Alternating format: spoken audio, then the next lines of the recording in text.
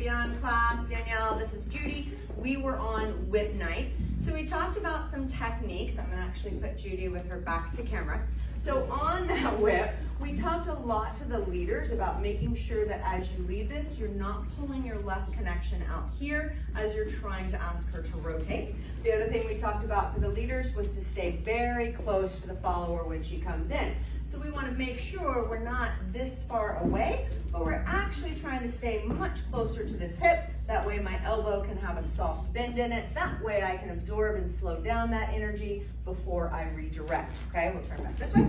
So to lead her in, most important thing, leaders, for everybody, we worked a lot on weight change, but we focused on the fact that we're going to start turning our body to the diagonal as we pick her up, making sure my body is facing this direction. Followers, make sure you're continuing back for 3 and. So she goes until she feels the end, which should be and. Then I'm going to step across that track for 4. I'm going to rotate me for 5, 6, 7, and 8. So the biggest kind of concept for the whole night was focusing on transferring weight. We practiced a little bit of standing on one foot so you could feel your connection to the floor and how we use that connection to shift from foot to foot. So we used a lot of being mindful of the legs. So we did 1, 2, 3, redirect, leaders turn the head on 5, then we added an inside turn to that, 1, 2, 3, and prepare by flipping.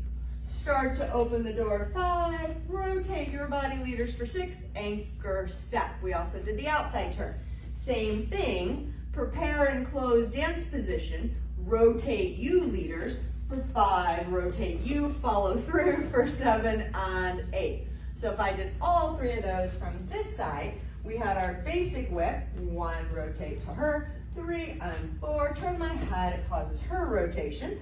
Then we shift weight again, and I rotate to her, I prepare the inside turn, 5, I release. Notice I'm turning my body to turn my follower. I'm gonna do that one more time. Followers, we did talk to you about making sure that if the leader does start to lead this a little bit early, that you start that turn early and count your body, 6, 7, and 8, and same thing on that outside turn on the whip. If he starts doing the lead really early, she's gonna have to turn a lot earlier or it's gonna break her frame. What I'd like from my leaders is to make sure that you are rotating you, and that way it's nice and smooth and gives her the rotation she needs. That was our class.